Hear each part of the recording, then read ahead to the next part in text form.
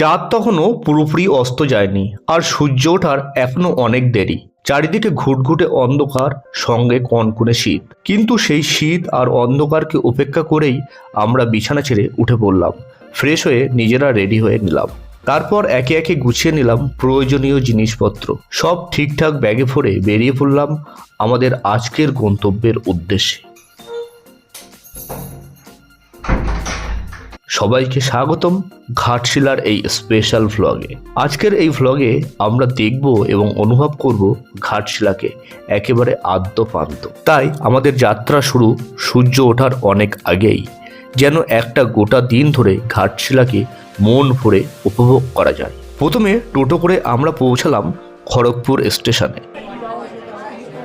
সেখান থেকে খড়গপুর টাটানগরগামী এক্সপ্রেস ধরে রওনা দিলাম ঘাটশিলার দিকে। ভোর 5:40 ট্রেন ছাড়ার সময়। তখন পূব আকাশে হালকা লাল আভা ফুটতে শুরু হচ্ছিল।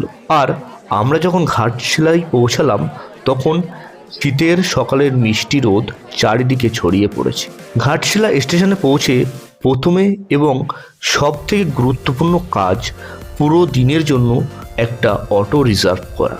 শুনতে সহজ লাগলেও ব্যাপারটা মোটেও ততটা সহজ নয়, একটু ট্রিকি। অনেক দরদাম করে অবশেষে 2900 টাকার ভাড়া 1800 টাকায় নামিয়ে আমরা 3 বন্ধু অটো করে বেরিয়ে পড়লাম পুরো ঘাটশিলা এক্সপ্লোর করতে। আমাদের প্রথম গন্তব্য সুবর্ণরেখা নদী। সাধারণত নদী বলতে আমরা যা কল্পনা করি, জোয়ার ভাটা, নৌকা চলাচল, এখানকার সুবর্ণরেখা নদী তার থেকে অনেকটাই আলাদা। যতদূর চোখ যায় শুধু দেখা যায় ছোট ছোট পাহাড়ি টিলা, আর তার ফাঁক দিয়ে বয়ে চলা জল। কুলকুল শব্দে নদীর স্রোত যেন নিজের গল্প নিজেই বয়ে চলেছে। শোনা যায় একসময় এই নদীতে সোনা পাওয়া যেত, সেখান থেকেই এর নাম সুবর্ণরেখা। এই অপূর্ব দৃশ্য দেখে মন ভরে গেল, আর সেখান থেকেই শুরু হলো আমাদের পরবর্তী যাত্রা। আমাদের দ্বিতীয় গন্তব্যস্থল ঘাটশিলা রামকৃষ্ণ মিশন। এই জায়গাটা আমাদের কাছে একটু স্পেশাল, কারণ আমরা 3 জনই একসময় রামকৃষ্ণ মিশনের ছাত্র ছিলাম। তাই মিশনের সঙ্গে আমাদের টানটা অন্যরকম। আজ 10ই জানুয়ারি, জন্মতিথি উৎসব উপলক্ষে দেখলাম ছোট ছোট শিশুরা প্রভাত ফেরির প্রস্তুতি নিচ্ছে। রাজর্ষি আর সৈকতদা ধ্যানে বসে পড়ল। মনে হলো যেন কয়েক মুহূর্তের জন্য পুরনো হোস্টেলের লাইফটা ফিরে এসেছে। মিশনের ক্যাম্পাস ছোট হলেও খুবই পরিপাটি আর শান্ত। প্রভাত ফেরির সেই দৃশ্য আমাদের জন্য সত্যিই একটা এক্সট্রা পাওনা। ইচ্ছে হচ্ছিল অনেকক্ষণ থেকে যেতে, কিন্তু একদিনে অনেক কিছু দেখা বাকি, তাই আমাদের এগোতেই হলো।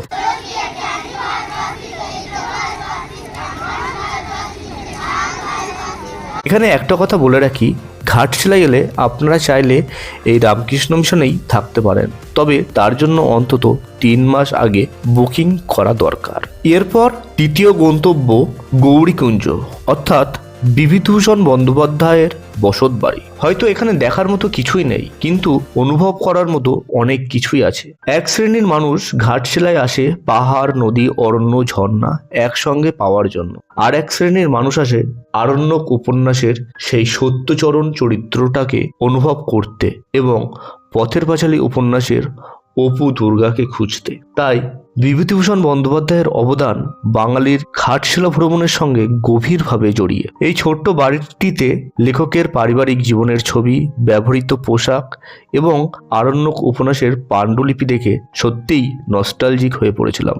পাশে রয়েছে অপুর পাঠশালা, যেখানে শিশুদের বাংলা শেখানো হয়। অবাক লাগলো জেনে যে এখানে প্রায় 50% মতো মানুষ বাংলা ভাষী হলেও সরকারি স্কুলে বাংলার কোনো স্থান নেই।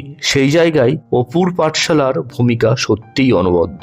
এরপর দেখা পেলাম এক স্থানীয় ট্রাইবাল হাটের। কিছুক্ষণ ঘুরে দেখলাম তাদের জীবনযাপন আর সংস্কৃতি। সকাল 10টার দিকে আমরা ব্রেকফাস্ট করলাম, আলুর চপ, ঘুগনি আর মুড়ি, আমাদের 3 জনেরই প্রিয় খাবার। চা খেতে খেতে দূরে ট্রেন যাওয়ার দৃশ্য দেখে অপু দুর্গার কথা মনে পড়ছিল। এরপর সুবর্ণরেখা নদীর উপরের ব্রিজ পেরিয়ে পৌঁছালাম রাত মোহনা ওয়াটার ফলসে। এখন যেহেতু শীতকাল, তাই সুবর্ণরেখা নদীতে জলের চাপও অনেক কম। সেই হিসাবে এই ওয়াটারফলসের যে প্রকৃত রূপ তা এখন ধরা পড়ে না। তবুও পর্যটকের ভিড় ছিল দেখার মতো। সেই অন্যান্য পর্যটকদের সঙ্গে আমরাও তাল মিলিয়ে বেশ অনেকটা সেলফি আর ভিডিও তুললাম। তারপর এগিয়ে চললাম আমাদের পরবর্তী গন্তব্য স্থলের দিকে। রাস্তা যতই এগাচ্ছিল জঙ্গল ততই ঘন হচ্ছিল আর পাহাড়ি রাস্তার চড়াইও বাড়ছিল। সব মিলিয়ে বুঝে গিয়েছিলাম এবার ঘাটশিলার আসল রূপের দিকে আমরা এগাচ্ছি।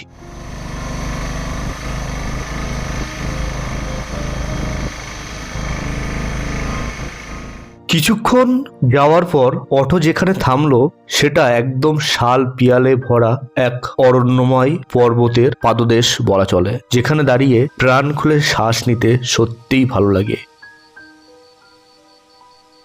এখান থেকে আমাদের পায়ে হেঁটে যেতে হবে সিদ্ধেশ্বর পাহাড় ও মন্দির।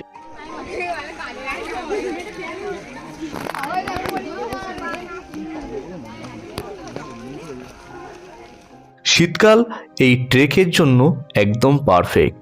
ধীরে ধীরে বিশ্রাম নিতে নিতে উঠে যাওয়াই বুদ্ধিমানের কাজ। কিন্তু এই পাহাড়ি নির্জন এবং অরণ্য ঘেরা পর্বতে যেতে যেতে দেখলাম যত্রতত্র প্লাস্টিকের বোতল ছড়িয়ে আছে, যেটা অবশ্যই আমাদের মতন পর্যটকরাই তাদের দায়িত্বহীনতার কারণেই ফেলে গেছে। সেটা একদমই উচিত নয়।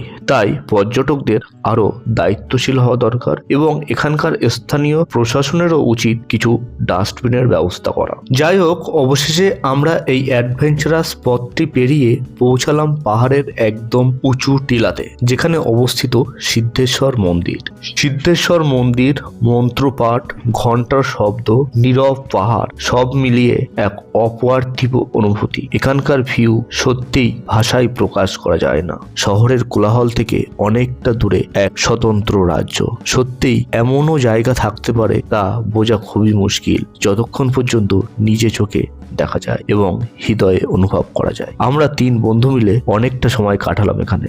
সত্যিই মন অনেক প্রশান্ত আর প্রফুল্ল হয়ে গেল এখানকার পাহাড়ি পরিবেশে।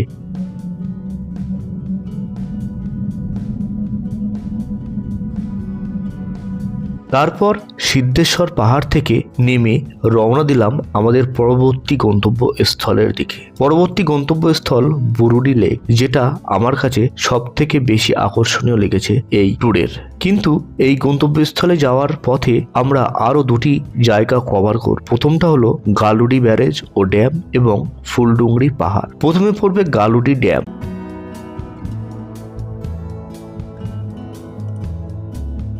এখন শীতকাল, তাই আগেই বলেছি এখন দেখার মতন বিশেষ জলস্রোত নেই। তবে এখানে একটা বিশেষ খাবারের সঙ্গে পরিচিত হয়ে আমি খুবই এক্সাইটিং ফিল করছিলাম। সেটা হচ্ছে ঝাড়খণ্ডের স্থানীয় খাবার গুলগুলিয়া। ঘুগনি আর বেসন দিয়ে বানানো পকোড়ার এক আলাদা কম্বিনেশন।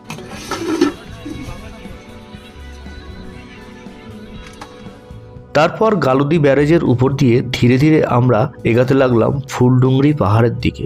সত্যি কথা বলতে কি, সিদ্ধেশ্বর পাহাড়ের মতন ফুলডুংরি একটা প্রকৃত পাহাড় নয়, বরং একটা উঁচু পাহাড়ি টিলা। তবে কথিত আছে যে একসময় এই পাহাড়ের উপরেই ছিল জমিদারের ইজারাদার অফিস, আর সেখানেই বিভূতিভূষণ বন্দ্যোপাধ্যায় মহাশয় রেঞ্জার অফিসের কাজ করতেন। আর এখানেই ফুটে উঠেছে আরণ্যক, পথের পাঁচালীর মতো কালজয়ী উপন্যাসের পাণ্ডুলিপিগুলি। সেদিক থেকে দেখতে গেলে এর ঐতিহাসিক গুরুত্ব অনেক বেশি, কিন্তু সত্যি বলতে গেলে দেখার মতন বিশেষ কিছু নেই। তাই আপনারা যদি বুরুডি লেগে কিছুটা বেশি সময় কাটাতে চান এবং হাতে সময় কম থাকে, তাহলে আমার রিকমেন্ডেশন গালুদি ব্যারেজ এবং ফুলডুংরি পাহাড় দুটোই আপনারা স্কিপ করতে পারেন। ফুলডুংরি পাহাড় থেকে মিনিট 20 পথ গেলেই আমরা পৌঁছে যাব আমাদের আজকের ঘাটশিলা ট্রিপের 7 নম্বর গন্তব্যস্থল এবং সব থেকে গুরুত্বপূর্ণ ও আকর্ষণীয় টুরিস্ট স্পট বুরুডি লেক।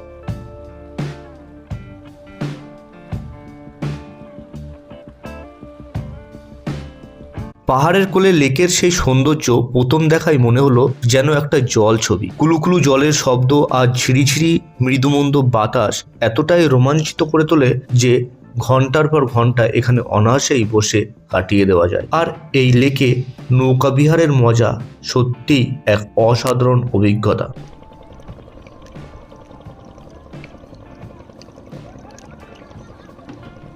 প্রকৃত অর্থেই এই বুরুডি লেক পুরো ঘাটশিলা পর্যটনের প্রাণকেন্দ্র, যেটা সত্যিই যথার্থ। এই লেককে কেন্দ্র করে সারা বছর যেন একটা উৎসবের আমেজ লেগে থাকে এখানে। সব থেকে ইন্টারেস্টিং যেটা, সেটা হলো আমি ইউটিউবে এই শাল পাতায় মুড়িয়ে চিকেন রান্নার ভিডিও দেখেছি, কিন্তু বাস্তবে টেস্ট করার সুযোগ হয়ে ওঠেনি। আজ সেই সুযোগটা চোখের সামনে পেয়ে হাতছাড়া করতে পারলাম না।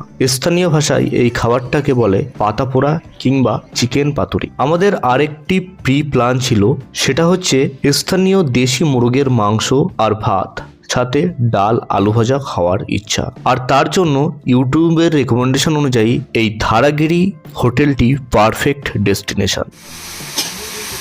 দেখে দাদা একটু, বাহ।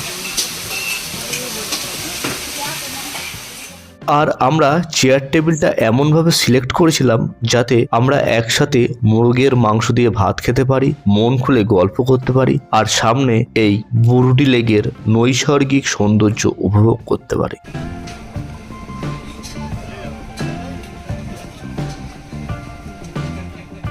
খাওয়ার শেষে এই লেকের আশপাশটা আরো একটু ঘুরে দেখলাম, যতক্ষণ চোখের শান্তি হয়। এখানে আমাদের বেলা প্রায় গড়িয়ে এসেছিল। খাওয়া যখন শেষ হয় তখন প্রায় বিকাল 4টে বেজে গেছে। এখনো আমাদের আর একটা গন্তব্যস্থল বাকি, আর তাই আমরা উঠে পড়লাম আমাদের সেই অটোতে।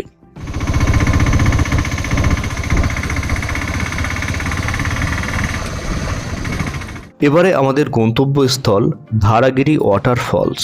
এটাই হবে এই ট্যুরের শেষ এবং অষ্টম গন্তব্যস্থল। বুরুডি লেক থেকে ধারাগিরি ওয়াটারফলস পৌঁছাতে আরও 30 থেকে 35 মিনিট সময় লাগে। আর এই পথটা এত সুন্দর এবং পাহাড়ি জঙ্গলে ঘেরা, নিস্তব্ধ, কিছুটা ভয় লাগে, কিছুটা রোমাঞ্চিত ফিলও হয়। একটা টাইমের পরে অটো থামলো, সেখান থেকে আমাদের পায়ে হেঁটে চারপাশে পাহাড় আর মাঝে অরণ্যের আঁকাপাকা পথ দিয়ে পৌঁছাতে হবে ধারাগিরি ওয়াটারফলসের কাছে। আর তার জন্য আমাদের সঙ্গে গিয়েছিলেন সেখানকার একজন স্থানীয় গাইড। যেতে যেতে তিনি বলছিলেন এখানকার জীবনযাত্রার গল্প ও নিত্যদিনের কাহিনী। বিশাল টমেটো হয়েছে তো দাদু তোমার। এই কি দেশি টমেটো না হাইব্রিড? দারুণ দারুণ। আপনারাও যখন আসবেন অবশ্যই কোনো একজন লোকাল গাইডকে সঙ্গে নেবেন, কারণ এই পায়ে হেঁটে ধারাগিরি পর্যন্ত পৌঁছানো এবং সেখান থেকে আসার মধ্যে বিভ্রান্ত হওয়ার সম্ভাবনা থেকে যায় মাঝে মাঝে। এখন যেহেতু শীতকাল, তাই ধারাগিরি ওয়াটারফলসের সেই প্রকৃত সৌন্দর্য সেইভাবে দেখা যায়নি, কিন্তু প্রাকৃতিক সৌন্দর্য সবসময় একটা আলাদা অ্যাডভেঞ্চারাস, সত্যিই অসাধারণ। আমরা অনেক উপন্যাসে পড়েছি এবং আমাদের কল্পনার মায়াজালে একটা দৃশ্য কল্পনা করি যে ঝর্ণা, তার পাশে একটা গুহা এবং একটা গা ছমছমে পরিবেশ, চারিদিকে পাহাড় অরণ্য ঘেরা। তার যে বাস্তব রূপ সেটা আপনারা দেখতে পাবেন এই ধারাগিরি ওয়াটারফলসে আসলে। ধারাগিরি ওয়াটারফলস থেকে ফিরে আসতে আসতে চারিদিকে পাহাড়ে ঘেরা এই খেলার মাঠটি আমাদের আলাদা করে দৃষ্টি আকর্ষণ করেছিল সবার কাছে। আমি তো কিছুটা সময় শুয়েই পড়েছিলাম মুক্ত আকাশের নিচে, আর পাশে তখন সৈকতদা অসাধারণ সব গান গাইছিল। কি সুন্দর এই সন্ধ্যা, আমাদের যেতেই মন চাইছিল না এখান থেকে, কিন্তু কি আর করা যাবে। আগেই বলেছি আমাদের এই ঘাটশিলা ট্যুর একদিনের, তাই একদিনেই ঘাটশিলার আদ্যপন্ত উপভোগ করলাম। এখন আমরা ফিরে যাব ঘাটশিলা স্টেশনে। সেখান থেকে 7:40 মিনিটে টাটানগর খড়গপুর মেমো প্যাসেঞ্জার ধরে ফিরবো আমাদের হোস্টেলে। আজকের মতন এই পর্যন্তই। যদি আপনাদের এই ভ্লগটি ভালো লেগে থাকে তাহলে অবশ্যই লাইক আর শেয়ার করতে ভুলবেন, আর সাবস্ক্রাইব করে আমাদের চ্যানেলের পাশে থাকার অনুরোধ রইল। ধন্যবাদ।